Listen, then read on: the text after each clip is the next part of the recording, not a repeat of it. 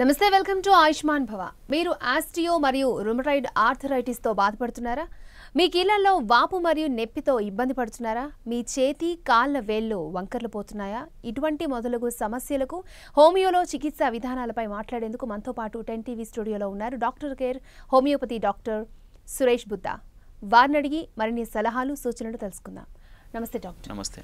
So మామూలుగా కీళ్ళ నొప్పులు రెగ్యులర్గా చాలామంది అంటే ఏవో 30 వాళ్ళు మనం చూస్తూ ఉంటాం, చాలామంది కీళ్ళ నొప్పులతో బాధపడుతూ ఉంటారు. అసలు ఎందుకు వస్తాయంటారు ఇవి? కీళ్ళ నొప్పుల్లో ముఖ్యంగా ఏంటంటే కీళ్ళ లోపల భాగంలో ఉండేటటువంటి గుజ్జు పదార్థం కానీ కీళ్ళకి ఆనుకొని ఉండేటటువంటి కార్టిలేజ్ అంటే బోన్కి ఆనుకొని ఉండేటువంటి కార్టిలేజ్ కానీ దెబ్బతినడం వల్ల లోపల భాగంలో ఉన్నటువంటి మొత్తం కూడా బోన్తో పాటుగా దానిపైన ఉండే కార్టిలేజ్ కానీ దాని కప్పి ఉండే క్యాప్సూల్ లోపల ఉండేటటువంటి ఈ సైనోవియల్ ఫ్లూయిడ్ కానీ ఇవన్నీ కూడా పోవడం వల్ల వచ్చేటటువంటి ప్రాబ్లం మనం జనరల్గా ఏంటంటే కీళ్ళ నొప్పులుగా చెప్తామండి. అంటే ఇది లోపల భాగం దెబ్బతినడానికి చాలా రకాల కారణాలు ఉంటాయి. అంటే ఒకటి వయసు పైబడిన తర్వాత వచ్చేటటువంటి అరుగుదల కావచ్చు, కాకపోతే మన బాడీలో ఉండేటటువంటి కొన్ని లోపాల వల్ల కావచ్చు, కొన్ని రకాల హార్మోన్ ఇంబ్యాలెన్సెస్ వల్ల కావచ్చు, కొన్ని రకాల ఇమ్యూన్ రెస్పాన్సెస్ అంటే మన వ్యాధి నిరోధక వ్యవస్థలో వచ్చేటటువంటి అనుకోని రెస్పాన్సెస్ వల్ల కావచ్చు. వాటిని మనం ఆటో ఇమ్యూన్ కండిషన్స్ అంటాం. ఇలాంటి కారణాలు కానీ మన రక్తంలో కొన్ని లవణాల శాతం పెరిగిపోవడం వల్ల కావచ్చు. ఇలా చాలా రకాలుగా ఈ యొక్క కీళ్ళ నొప్పులు వచ్చేటువంటి అవకాశాలు ఉంటాయండి.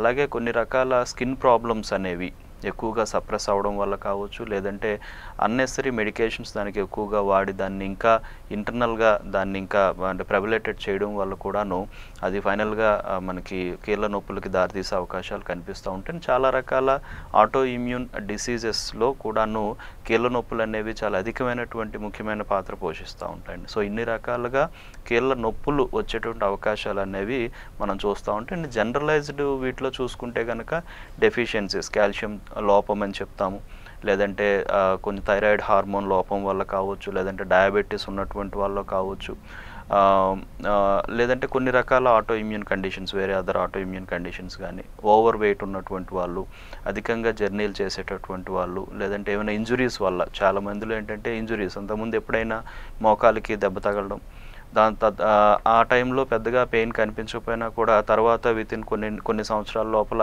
వాళ్ళకి పెయిన్ అనేది మొదలవుతుంది. సో ఇలాంటి చాలా రకాల కారణాలు ఒక్కొక్క మనిషి యొక్క శరీర తత్వాన్ని ఆధారంగా చేసుకొని లేదు అంటే వాళ్ళ యొక్క వంశపారంపర్యతని ఆధారంగా చేసుకొని కూడా చాలా రకాల కారణాలు అనేవి మనకు కనిపిస్తూ ఉంటాయి. ఈ జాయింట్ పెయిన్స్లో ఎన్ని రకాలు ఉంటాయి? అంటే జాయింట్ పెయిన్స్లో చాలా రకాల జాయింట్ పెయిన్స్ అంటే వచ్చేటువంటి అవకాశాలు ఉంటాయి, కానీ మనకు అధికంగా కనిపించేటటువంటి కొన్ని మాత్రం మనం చెప్పుకోవచ్చు అండి. అందులో ముఖ్యంగా ఆస్టియో ఆర్థరైటిస్ అంటాం. సో ఆస్టియో ఆర్థరైటిస్ అంటే ఏంటంటే అరుగుదల వల్ల వచ్చేటటువంటి కీళ్ళ నొప్పులు. సో ముఖ్యంగా అరుగుదల అనేటటువంటిది ఏంటంటే ఎక్కువ శాతం మనకి ఒత్తిడి ఏ కీళ్ళ మీద ఎక్కువ పడుతుందో ఆ కీళ్ళలో అరుగుదల వచ్చే అవకాశాలు ఉంటాయి. లేదు అంటే మనకి ఎక్కువగా అంటే ఈ కాల్షియం లోపం వల్ల, విటమిన్ డి లోపం వల్ల కూడాను తొందరగా జాయింట్స్ లోపల అరుగుదల కూడా వచ్చేటువంటి అవకాశాలు ఉంటాయి, లేదంటే ఇంజురీస్ వల్ల కూడా అరుగుదల తొందరగా వచ్చే అవకాశాలు ఉంటాయి. ఈ 3 కారణాలు, అధిక బరువు కానీ, కొన్ని హార్మోనల్ ఇంబ్యాలెన్సెస్ కానీ, ఇవన్నీ కూడా ఇంకో కారణంగా మనకి కనిపిస్తూ ఉంటుంది. సో ముఖ్యంగా అంటే ఆస్టియో ఆర్థరైటిస్ అనేటటువంటిది మనకి ఎక్కువగా బరువు పడేటటువంటి జాయింట్స్, అలాగే పెద్ద కీళ్ళల్లో మాత్రమే ఇది తొందరగా బయటపడుతుంది. అంటే మోకాళ్ళు కానీ, లేదంటే కాలి భాగం దగ్గర కానీ, లేదంటే తుంటి భాగం దగ్గర కానీ ఇలాంటి దగ్గర బయటపడడం జరుగుతుంది. సో ఈ విధంగా మిగతా జాయింట్స్కి వెళ్తుంది. సో రెండవది మనతో మాట్లాడడానికి ఫస్ట్ కాలర్ ఉన్నారు, మాట్లాడదాం. సత్యనారాయణ గారు హైదరాబాద్ నుంచి. సత్యనారాయణ గారు, మీ సమస్య ఏంటో చెప్పండి. మనతో పాటు డాక్టర్ గారు ఉన్నారు, మాట్లాడండి. డాక్టర్ గారితో మాట్లాడండి. నమస్తే అండి, చెప్పండి సార్. నమస్తే సార్. సార్ చెప్పండి. 2 గంటలల్లా బాగా నొప్పులు వస్తున్నాయి సార్. ఎక్కడండి? 2 భుజాలల్లా నొప్పులు బాగా వస్తున్నాయి సార్. ఓకే ఓకే ఓకే ఇట్లా మెత్తి లేకుండా ఇట్లా పక్క సైడ్ కొట్టుకునే వస్తున్నాయి. ఓకే ఓకే అండి. ఓకే, ఎప్పటి నుంచి వస్తున్నాయి సార్? ఇప్పుడు 9 నెలలు అవుతుంది సార్. మీ వయసు ఎంత ఉంటుంది సార్? సార్ నా 60 ఉంటుంది సార్. సో అంటే మీకు షుగర్ కానీ ఏమైనా ప్రాబ్లమ్స్ ఉన్నాయా? షుగర్ ఉన్నాయి సార్. షుగర్ ఉంది సార్. సరే సరే. సో మెయిన్ థింగ్ ఏంటంటే ఒకటి 2 భుజాల్లో కూడా నొప్పులు వస్తున్నాయంటే ఎక్కువ శాతం డయాబెటీస్లో అది ఒక సిమ్టమ్ సార్. అది అంటే ఒక కొంచెం కాంప్లికేషన్గా కూడా ఉంటుంది. డయాబెటీస్ కొంచెం ఎక్కువ కాలం నుంచి ఉన్నటువంటి వాళ్ళు కానీ, డయాబెటీస్ అనేది కంట్రోల్లో లేనటువంటి వాళ్ళు కానీ భుజాల నొప్పులు అనేవి స్టార్ట్ అవుతాయి. ఏదో ఒక భుజం స్టార్ట్ అవుతుంది, రెండో భుజానికి కూడా అది వెళ్తుంది అనమాట. సో ఇట్లా దాన్ని పెరియార్థరైటిస్గా మనం చెప్తూ ఉంటాము. సో ఈ యొక్క కండిషన్ అనేది షుగర్ మీద ఎక్కువగా ఆధారంగా ఉంటుంది సార్. షుగర్ని కంట్రోల్ చేసుకుని, షుగర్ యొక్క టెండెన్సీ బాడీ నుంచి కంట్రోల్ చేసుకుని ఈ యొక్క ఆర్థరైటిస్ నుంచి మనం బయటపడడానికి డెఫినెట్గా మనం హోమియోపతి మెడిసిన్స్ వాడవచ్చండి. హోమియోపతి మెడిసిన్స్ ఈ యొక్క ప్రక్రియలో వాడడం వల్ల మనకి పెయిన్ అనేది భుజం నొప్పి తగ్గుతూనే షుగర్ యొక్క టెండెన్సీ కూడా తగ్గుతుంది. షుగర్ యొక్క ఇంపాక్ట్ బాడీ మీద అంటే బాడీని డ్యామేజ్ కాకుండా షుగర్ వల్ల కూడా మనం కాపాడుతూ పూర్తిగా కంట్రోల్ తీసుకురావడం కూడా మనం చేస్తామండి. సో డెఫినెట్లీ హోమియోపతి వైద్యం ద్వారా ఈ ఆర్థరైటిస్ అనేది డెఫినెట్లీ క్లియర్ అవుతుంది సార్. లోపల అంటే షోల్డర్ లోపల భాగంలో ఒక్కోసారి ఇన్ఫ్లమేషన్తో స్టార్ట్ అవుతుంది. అది చిన్న పెయిన్తో స్టార్ట్ అయ్యి మరీ పెరిగిపోతూ అసలు కంప్లీట్గా చెయ్యి పైకి ఎత్తలేని పరిస్థితి కానీ, లేదంటే చెయ్యి వెనక్కి ఇలాగా మడవలేనటువంటి పరిస్థితి, ఏదైనా బరువులు మోయలేనటువంటి పరిస్థితి కూడా వస్తూ ఉంటుంది సార్. ఇది కంటిన్యూ అవుతున్న కొద్దీ కూడాను పూర్తిగా చెయ్యి మనం పైకి లేపలేని పరిస్థితి వచ్చి ఫ్రోజన్ షోల్డర్గా డెవలప్ అయ్యే అవకాశాలు ఉంటాయి. కాబట్టి ఇప్పటి నుంచి జాగ్రత్త తీసుకోవాల్సిన అవసరం అనేది డెఫినెట్లీ ఉంటుంది. హోమియోపతి మెడిసిన్స్తో పాటు కొన్ని జాగ్రత్తలు చెప్తాం, మీరు పాటించగలిగితే కనుక ఈ యొక్క ప్రాబ్లం డెఫినెట్లీ క్లియర్ అవుతుందండి. ఓకే అండి. నెక్స్ట్ కాలర్ నాగేశ్వరరావు గారు అమలాపురం నుంచి. నాగేశ్వరరావు గారు, మీ సమస్య ఏంటో చెప్పండి. మనతో పాటు డాక్టర్ గారు ఉన్నారు, మాట్లాడండి. హలో, నమస్తే అండి, చెప్పండి సార్.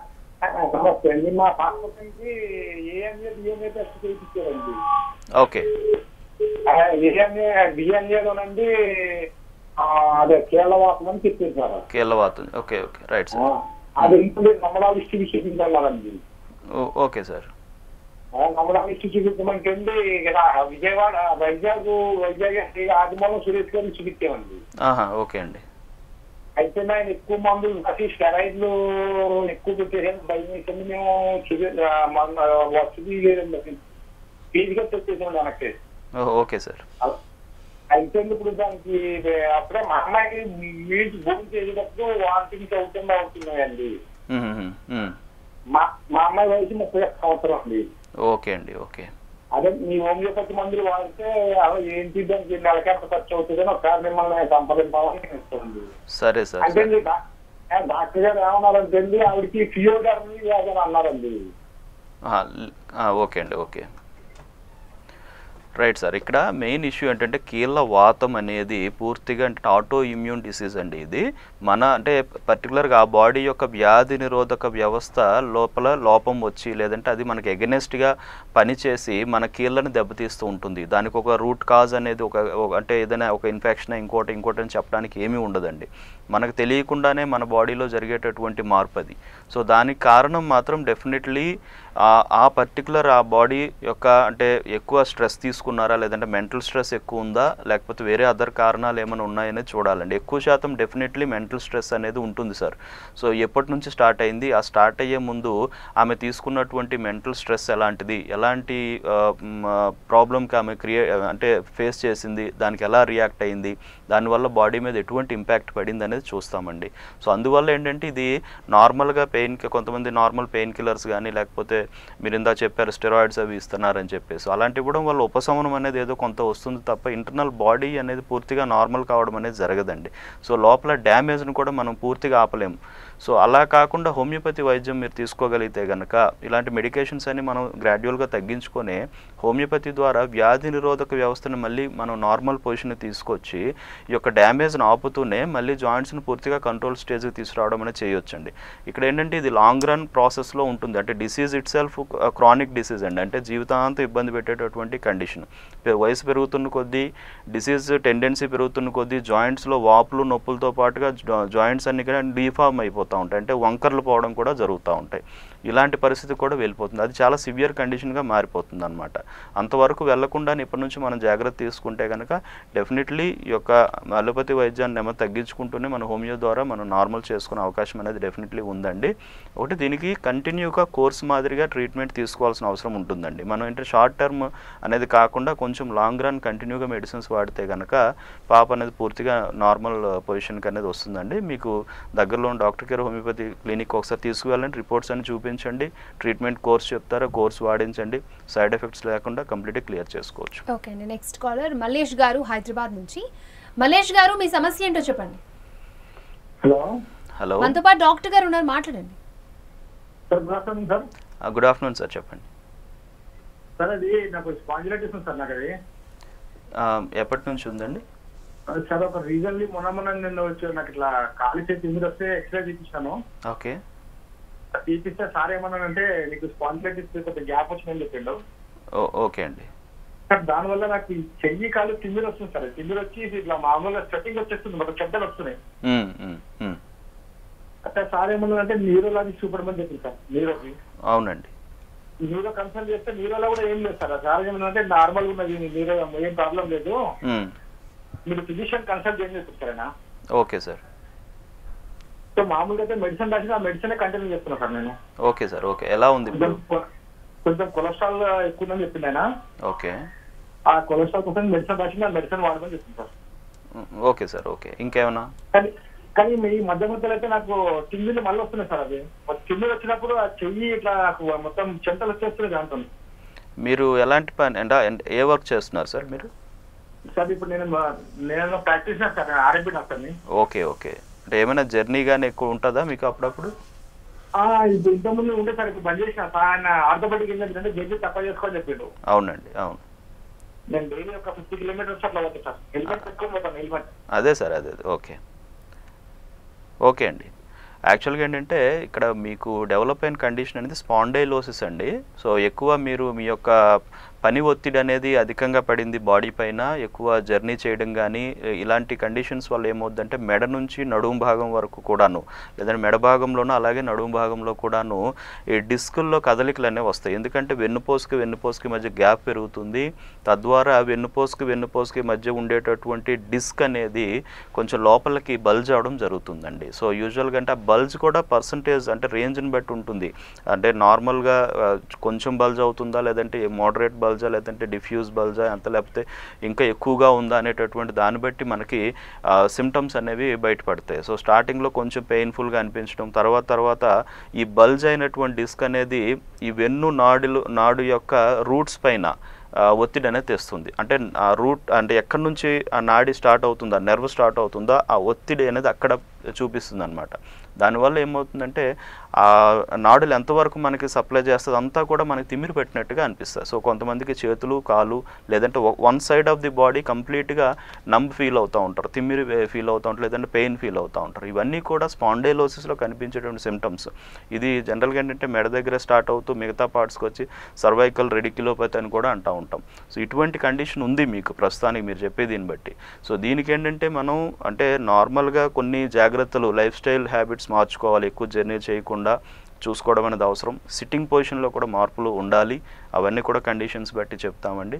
అలానే హోమియోపతి వైద్యం తీసుకుంటే కనుక ఆ నెర్వ్ రూట్ పైన పడే ఒత్తిడిని మనం క్లియర్ చేస్తున్న నెర్వ్ని మళ్ళీ హెల్దీగా చేసి దాని యొక్క ఫంక్షనింగ్ని ఇంప్రూవ్ చేయడం వల్ల తిమ్మిరి తగ్గి, నొప్పి తగ్గి మళ్ళీ యథాస్థితికి మళ్ళీ మనకి వస్తుందండి. సో తద్వారా హోమియో ద్వారా మనం డెఫినెట్గా దీన్ని నయం చేసుకోవచ్చు. ఓకే డాక్టర్, అంటే చాలామంది హౌస్ వైఫ్ల్లో ఒక హ్యాండ్ పెయిన్ ఎక్కువ వస్తూ ఉంటుంది, అంటే పనులు చేయడం వల్ల. సో అది కూడా మనం ఈ జాయింట్ పెయిన్స్ కింద వస్తుందా, లేకపోతే దాన్ని ఏమని పిలుస్తారు? అంటే ఒకటే అండి, ఇక్కడ ఒక హ్యాండ్ లైక్ కొంతమంది ఎక్కువగా రైట్ హ్యాండ్ వాడతారు. So obviously right hand pain అనేది ముందు స్టార్ట్ అవ్వడం జరుగుతూ ఉంటుంది. ముఖ్యంగా అంటే మన చేతుల మీద పడేటటువంటి ఒత్తిడి, చేతులతో ఎక్కువ పనులు చేయడం కానీ ఈ పడే ఒత్తిడి అంతా కూడాను ఇది డైరెక్ట్గా మనకి సర్వైకల్ రీజన్ మీద ఉండేటటువంటి నరాల మీద ఒత్తిడి పెంచడానికి అవకాశం అనేది ఉంటుంది అనమాట. సో తద్వారా ఏమవుతుందంటే అక్కడ నుంచి ప్రాబ్లం స్టార్ట్ అవుతుంది. ఇదంతా కూడా మనకి పెయిన్ అనేది రావడం జరుగుతుంది. ఇది ఒక చాలా ఇంపార్టెంట్ కండిషన్. ఇది ఈ ఎక్కువ బరువు ఉన్నటువంటి వాళ్ళు కానీ, ఎక్కువ పని ఒత్తిడి గురి చేసేటటువంటి వాళ్ళు కానీ, లేదంటే కొంతమందిలో సెడెంటరీ హ్యాబిట్స్ అంటే కంప్లీట్గా సిట్టింగ్లోనే ఉండి వర్క్ చేసుకునే వాళ్ళు కూడా ఉంటారు. వాళ్ళలో కానీ ఈ సమస్య అనేది వస్తుంది. లేదంటే జర్నీ ఎక్కువ చేసేటటువంటి వాళ్ళలో కూడా ఈ సమస్య అనేది వస్తుందండి. ఇది ఏంటంటే పెయిన్తో పాటుగా కొంతమందిలో చెయ్యి కొంచెం వాచినట్టుగా అనిపించడం కానీ, లేదంటే తిమ్మిరి పట్టినట్టు అనిపించడం, మంట పుడుతున్నట్టు అనిపించడం, ఇలాంటి కండిషన్స్ కూడా ఉంటాయి. ఇది రెండో విషయం ఏంటంటే జాయింట్స్, ముఖ్యంగా ఈ షోల్డర్ జాయింట్ దగ్గర కానీ, కొంతమందికి ఎల్బో జాయింట్ దగ్గర కూడా పెయిన్ అనేది రావడం, కొంతమందికి జాయింట్ జారి అక్కడ కొంచెం గ్యాప్ లాగా కూడా వస్తూ ఉంటుంది. అంటే ఇది డిఫరెంట్ కండిషన్ అండి. కొంతమందికి ఏంటంటే డిస్లోకేట్ అవ్వడం. సో డిస్లోకేట్ అవ్వడం అనేది డిఫరెంట్ కాదు, అది అక్యూట్ కండిషన్గా ట్రీట్ చేయాలి, ఇమీడియట్గా నార్మల్ చేసుకోవాలి. ఈ మిగతావన్నీ క్రానిక్ కండిషన్స్, ఇప్పుడు అరుగుదల కావచ్చు, నెర్వ్ మీద పడే ఒత్తిడి కావచ్చు, నెర్వ్ దెబ్బతింటూ ఉండడం కావచ్చు, ఇవన్నీ ఏంటంటే స్లోగా ప్రోగ్రెస్ అవుతున్నటువంటి కండిషన్స్. మన పని ఒత్తిడి పెంచుతున్న కొద్దీ అది పెరుగుతూ ఉంటుంది. మన జాగ్రత్త తీసుకోకుండా మన అదే యథాస్థితిగా మందులు వాడకుండా అలానే ఉంటే కనుక దీని కండిషన్ ఇంకా ఎక్కువ అవుతుంది. వన్ సైడ్ నుంచి రెండో వైపుకి మళ్ళీ అది స్ప్రెడ్ అవ్వడం కూడా జరుగుతూ ఉంటుంది. సో ఈ విధమైన కండిషన్స్ కూడా డెఫినెట్లీ ఉంటాయండి. ఓకే, సో ఏదైనా జాయింట్ పెయిన్స్ వస్తే చాలామంది ఆపరేషన్కి వెళ్తూ ఉంటారు. సో ఆపరేషన్ అనేది ఈ జాయింట్ పెయిన్స్లో ఎంతవరకు అవసరం అంటారు? ఆపరేషన్ లేకుండా మనం ట్రీట్ చేయలేమా? యాక్చువల్గా అయితే ఆపరేషన్ అవసరం లేకుండా కూడా ట్రీట్ చేయొచ్చండి. సో ఇది ఏంటంటే చాలామంది ఏంటంటే ఎంత తొందరగా ఒక డిసీజ్ని మనం కనుక్కోగలుగుతున్నాం, ఎంత తొందరగా ఆ కంప్లైంట్ని మనం ఇది ఏంటి అని డయాగ్నోస్ చేయగలుగుతున్నాం అనేది చాలా ఇంపార్టెంట్. చాలామంది ఏంటంటే ఇప్పుడు మోకాళ్ళ నొప్పులతో వచ్చినటువంటి కండిషన్స్ ఉంటాయి. చాలామంది ఏంటంటే థర్డ్ స్టేజ్ ఆస్టియో ఆర్థరైటిస్ కానీ, ఫోర్త్ స్టేజ్ ఆస్టియో ఆర్థరైటిస్తో కానీ వస్తారు. చాలా కొద్దిమంది అంటే ఎర్లీ ఆస్టియో ఆర్థరైటిస్తో వస్తారు. అంటే తక్కువ వయసులోనే అరుగుదలకు గురైనటువంటి, అది ముందుగానే గమనించి అంటే డాక్టర్ని కన్సల్ట్ అయ్యే వాళ్ళు ఉంటారు. అలాగే చాలామంది ఏంటంటే చిన్న నొప్పే కదా అని చెప్పి అలా దాన్ని డ్రాగ్ ఆన్ చేసుకుంటూ దానికి సరైన జాగ్రత్త తీసుకోకుండా, నొప్పి అనేది రావడం ఓకే, బట్ దానికి జాగ్రత్త తీసుకుంటే కొంతకాలం బాడీ దాన్ని కంట్రోల్ చేసుకోవడానికి అవకాశం ఉంటుంది. బట్ జాగ్రత్త తీసుకోరు, వాళ్ళకున్న లైఫ్ స్టైల్ ఆ విధంగా ఉండుండొచ్చు. బట్ దానికి అంటే అది ఇంకా అరుగుదల పర్సంటేజ్ అనేది ఇంక్రీజ్ అవుతూ ఉంటుంది. సో ఇంక్రీజ్ అవుతున్న కొద్దీ జాయింట్ డ్యామేజ్ పెరుగుతూ ఉంటుంది, లోపల కార్టిలేజ్ పూర్తిగా దెబ్బతింటుంది. సో తద్వారా ఏమవుతుందంటే అది స్టేజ్ పెరిగి చాలామందికి ఏంటంటే ఇంకా థర్డ్ స్టేజ్కి వెళ్ళేటప్పటికే చాలామందికి ఆపరేషన్స్ అడ్వైజ్ చేయడం మేము వింటూ ఉన్నాం. సో యూజువల్గా అంటే హోమియోపతిక్ వైద్యం అనేది ఎప్పుడు కూడా ఏంటంటే ఆపరేషన్ లాంటి వరకు కూడా వెళ్లకుండానే ముందుగానే గమనించి ముందుగానే దాన్ని కంట్రోల్ చేసుకునే విధానం మాత్రం డెఫినెట్లీ హోమియోపతి వైద్యంలో ఉందండి. ఎందుకంటే బాడీ యొక్క నేచర్ అది. సో బాడీ యొక్క నేచర్ ఎప్పుడు కూడా ఒక డిసీజ్ని కంట్రోల్ చేసుకునే విధానం అనేది దానికి ఇంప్రూవ్ చేసేటట్టు మనం వెళ్ళాలి. సో అలా వెళ్ళి మన వ్యాధి నిరోధక వ్యవస్థని మనం పెంచుకొని దాన్ని కొంచెం బలంగా చేసుకుంటే కనుక టిష్యూ డ్యామేజ్ని బాడీ దాన్ని ఆపగలిగే స్టేజ్ అనేది వస్తుంది. అగైన్ బాడీ యొక్క కండిషన్స్ అన్నీ మళ్ళీ రివర్స్ అవడానికి అవకాశం అనేది ఉంటుంది. సో ఆ విధంగా మనం కంప్లీట్గా ఆపరేషన్ అవసరం లేకుండా లైఫ్ స్టైల్ ప్రాబ్లం అనేది లేకుండా వాళ్ళ డే టు డే యాక్టివిటీస్ వాళ్ళు చేసుకుంటూ, ఈవెన్ ఏజ్డ్ పీపుల్ కావచ్చు, 70 years 60 years ఉన్నటువంటి వాళ్ళు ఆపరేషన్కి ఒక్కోసారి బాడీ సహకరించదు. సో అలాంటప్పుడు వాళ్ళలో కూడాను ఈ హోమియోపతి వైద్యం ద్వారా లైఫ్ స్టైల్ ఇబ్బంది లేకుండా, వాళ్ళు డే టు డే యాక్టివిటీస్కి ఇబ్బంది లేకుండా కంప్లీట్గా మనం జాయింట్ పెయిన్స్ నుంచి ఉపశమనం తీసుకురావచ్చు. ఓకే, అలాగే ఏజ్ వాళ్ళకి ఇవి వచ్చే అవకాశం ఉందంటారు జాయింట్ పెయిన్స్? అంటే ఇందులో ఉండేటటువంటి టైప్స్ని బట్టి ముఖ్యంగా ఇప్పుడు ఆస్టియో ఆర్థరైటిస్ అనుకోండి, ఇది ఓల్డ్ ఏజ్ పీపుల్లో వచ్చేటటువంటి డిసీజ్గానే చెప్తాం. కానీ ఇప్పుడున్న పరిస్థితుల్లో ఏమవుతుందంటే ఒక ఆడవాళ్ళు ముఖ్యంగా 35 దాటినటువంటి ఆడవాళ్ళలో కానీ 40 వరకు ఉన్నటువంటి ఆడవాళ్ళలో కూడా ఆస్టియో ఆర్థరైటిస్ ఎర్లీగా డెవలప్ అవుతుంది. కొద్దిమంది మగవారిలో కూడా 40 years 45 years కూడా ఎర్లీ ఆస్టియో ఆర్థరైటిస్ డెవలప్ అవడం చూస్తున్నాం. మామూలుగా అయితే కనుక ఎక్కువ శాతం 60 దాటినటువంటి వాళ్ళు 55 దాటినటువంటి వాళ్ళు మోకాళ్ళ అరుగుదల మొదలయ్యే అవకాశాలు ఉంటాయండి. అలాగే ఇప్పుడు రుమటాయిడ్ ఆర్థరైటిస్ అనేది అంటే కీళ్ళ వాతం. సో కీళ్ళ వాతం మనం చూసుకుంటే కనుక ఇది యూజువల్గా ఏంటంటే మిడిల్ ఏజ్ గ్రూప్లోనే కనిపిస్తుంది. సో ముఖ్యంగా టీనేజ్ దాటినటువంటి వాళ్ళ దగ్గర నుంచి, లేదంటే టీనేజ్ ఉన్న వయసు ఉన్న దగ్గర వాళ్ళ నుంచి ఇంచుమించుగా 40 ఏళ్ళ మధ్యలో కానీ 45 ఏళ్ళ మధ్యలో కానీ ఇది కనిపించడం బయటపడడం జరుగుతూ ఉంటుంది. సో మిడిల్ ఏజ్ గ్రూప్లో కనిపిస్తూ ఉంటుంది. ఎక్కువగా ఆడవాళ్ళలోనే ఎక్కువ కనిపించే అవకాశాలు అనేవి ఈ కీళ్ళవాతం సంబంధించి చెప్తాం. ఆస్టియో ఆర్థరైటిస్ అనేది మగవాళ్ళలో ఎక్కువ కనిపించే అవకాశాలు ఉంటాయి. అలానే గౌట్ అంటాం. సో గౌటీ ఆర్థరైటిస్ అనేది. సో గౌటీ ఆర్థరైటిస్ అంటే ఏంటంటే ఇది రక్తంలో ఉండేటువంటి యూరిక్ యాసిడ్ లెవెల్స్ అనేవి ఎక్కువ అవడం వల్ల వచ్చేటటువంటి కీళ్ళ నొప్పులు. సో ఇది మగవారిలో ఎక్కువగా కనిపిస్తుంది. ఇది కూడా మిడిల్ ఏజ్ నుంచి ఓల్డ్ ఏజ్ వరకు మధ్యలో కనిపించేటటువంటి కండిషన్ అండి. అలాగే సోరియాటిక్ ఆర్థరైటిస్ అంటాం. సోరియాటిక్ ఆర్థరైటిస్ అంటే సోరియాసిస్ అనేటటువంటి ఒక దీర్ఘకాలిక చర్మ వ్యాధి వల్ల, అలా చర్మ వ్యాధితో బాధపడుతున్నటువంటి వాళ్ళలో ఇది నెమ్మదిగా రాను కొన్ని సంవత్సరాల తర్వాత కానీ ఎప్పుడైనా కూడా చిన్నగా కీళ్ళల్లో నొప్పులు అనేవి మొదలవుతాయి. సో ఇలా డెవలప్ అయ్యేటటువంటి కండిషన్ మనం సోరియాటిక్ ఆర్థరైటిస్ అంటాం. ఇది సోరియాసిస్ రిలేటెడ్ ఉంటుంది కాబట్టి ఇది వయసు అనేది పెద్దగా చెప్పడానికి లేదండి, ఏ వయసు వారిలోనైనా కనిపించే అవకాశం అనేది ఉంటుంది. అలాగే లియోపస్ అంటాం. లియోపస్ అంటే ఇది కూడా ఆటో ఇమ్యూన్ కండిషన్, ఇది కూడా ఎక్కువగా ఆడవారిలోనే కనిపిస్తుంది. ఇది కూడా మిడిల్ ఏజ్ ఆడవారిలోనే ఎక్కువగా టీనేజ్ దగ్గర నుంచి మిడిల్ ఏజ్ వరకు కనిపించే అవకాశాలు ఉంటాయండి. సో ఈ విధంగా మనం ఈ యొక్క కీళ్ళ నొప్పులు ఏ వయసు వారిలో అధికంగా రావచ్చు అనేది చెప్పవచ్చు. ఓకే అండి, ఈ ఆర్థరైటిస్ అనేది వన్స్ మనకు వస్తే కనుక అంటే చాలామంది కీళ్ళవాతం కీళ్ళ నొప్పులతో ఏళ్ల తరబడి బాధపడుతూ ఉంటారు. అంటే ఇది దీర్ఘకాలిక వ్యాధి అంటారా? ఒక్కసారి వస్తే తగ్గే అవకాశం ఉందంటారా లేదంటారా? Most of the arthritis conditions అన్నీ కూడా దీర్ఘకాలిక సమస్యలేనండి. ఎందుకంటే మీరు ఏ కండిషన్ మీరు తీసుకున్నా కూడా అన్నీ కూడా దీర్ఘకాలికంగానే ఉంటాయి. స్టార్ట్ అవడం ఏ వయసులో స్టార్ట్ అయినా కూడా ఇంకా జీవితాంతం దాని యొక్క ఇంపాక్ట్ అనేది కనిపిస్తూనే ఉంటుంది. సో దానికి సరైనటువంటి జాగ్రత్త తీసుకోకపోయినా, ఎందువల్ల వచ్చింది అనేటువంటి రూట్ కాజ్ని మనం ముందుగానే గ్రహించకపోయినా, సరైన మెడిసిన్స్ అనేవి దానికి తీసుకోకపోయినా కూడా దీర్ఘకాలికంగా ఇబ్బంది పెట్టే అవకాశాలు ఉంటాయి.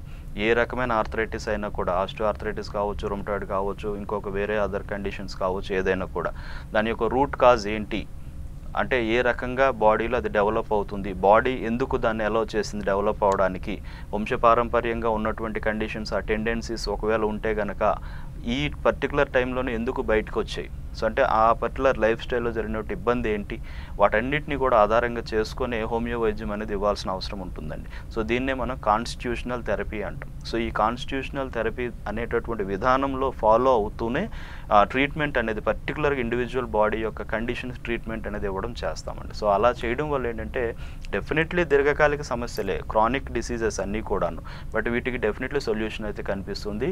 కరెక్ట్ అయిన విధానంలో కరెక్ట్ అయిన మందులు వాడితే కనుక పూర్తిగా నయం కూడా అవడం అనేది మనం చూస్తామండి. సో ఇంతకుముందు మీరు ఫ్రోజన్ షోల్డర్ అని అన్నారు, అంటే ఏంటి?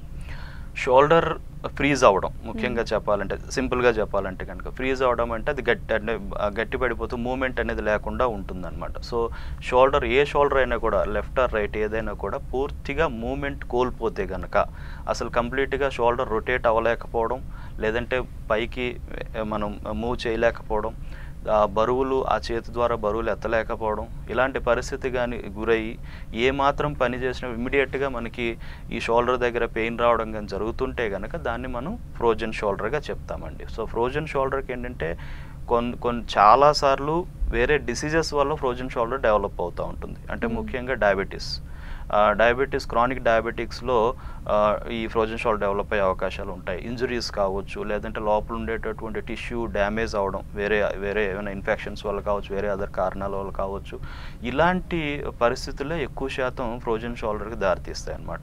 సో ఈ విధంగా అది అంటే చాలామందిలో అంటే ఎటువైపు ఎక్కువగా ప్రభావం చూపిస్తుందో ఆ బాడీ యొక్క కండిషన్ బట్టి, వాళ్ళ యొక్క లైఫ్ స్టైల్ని బట్టి ఎటువైపు ఎక్కువగా ప్రభావం చూపిస్తుందో అటువైపు తొందరగా డెవలప్ అవుతుంది.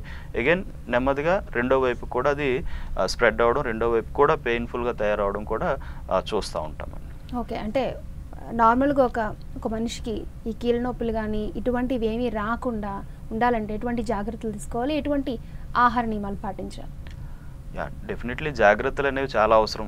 ముఖ్యంగా ఏంటంటే బరువు అనేది ఎక్కువగా లేకుండా చూసుకోవాల్సిన అవసరం ఉంటుంది.